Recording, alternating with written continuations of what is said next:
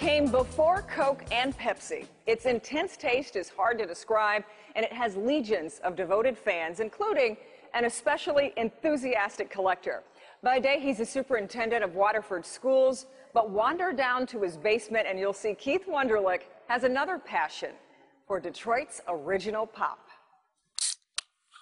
If you're from Detroit, you know that sound, that nose-tickling carbonation, and you know the unmistakable taste of Vernors Ginger Ale. It's the oldest soda pop in the U.S., and that rich history means a lot of memorabilia for mega fan Keith Wunderlich to collect. Even on the ceilings! You got stuff on the ceilings!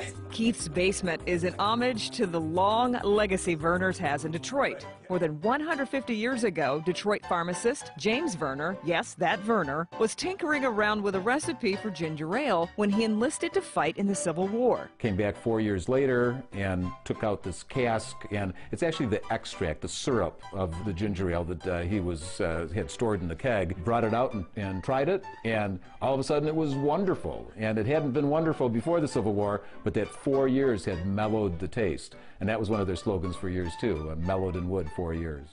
Vernor started selling the drink at a soda fountain in 1866. His son, James Vernor II, joined the business and helped it grow. They built a plant complete with its own stunning soda fountain and devised a distribution system. Vernors is really part of the fabric of Detroit. You know, it's been around for so long, obviously. It was so prominent in downtown Detroit. It had a factory right where Hart Plaza is now, right on the river. It was on Woodward, but below Jefferson. So, you know, it was right there in that property. And the only thing next to it was the Boblo boats.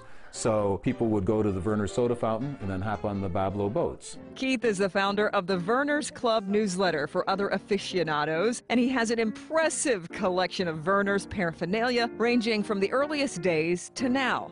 The gnome first appeared in 1924 advertisements. The company said its job was to protect the secret formula. This particular guy is actually a mechanical gnome, and they made 6 of these, and he would be down in the aging cellars, and if you were to take a tour of Vernors, you would see the gnomes.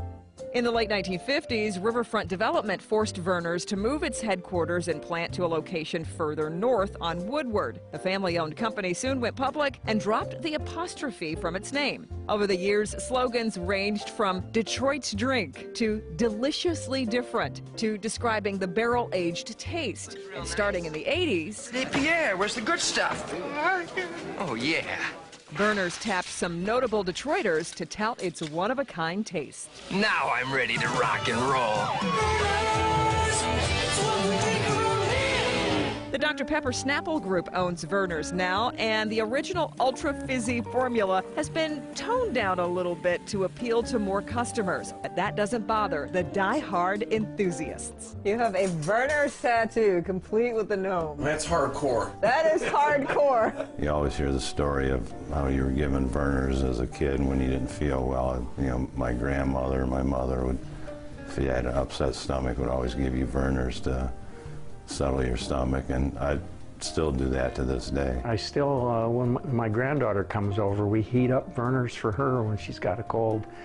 It's just the thing that you did. It's absolutely true. Vernors it has ginger, and ginger is known to have soothing effects on the stomach.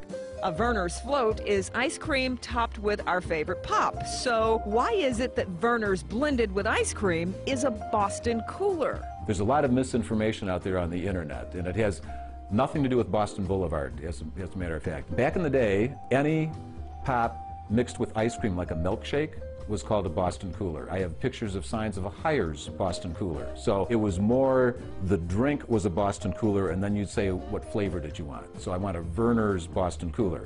Now Vernors got smart and trademarked the name. And so then it became only associated with Vernors.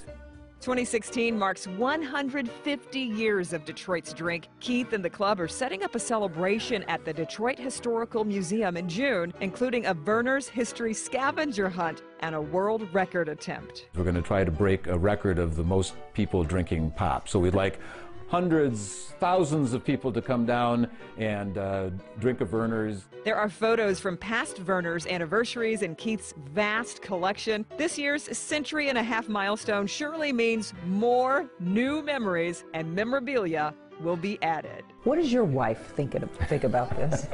My wife is very understanding as long as it all stays in the basement, and it does pretty much. And you can find more information on Vernors' 150th anniversary, including all the events surrounding the June 11th celebration, on the first block page of our website. That's clickondetroit.com. And a Boston cooler will probably taste really great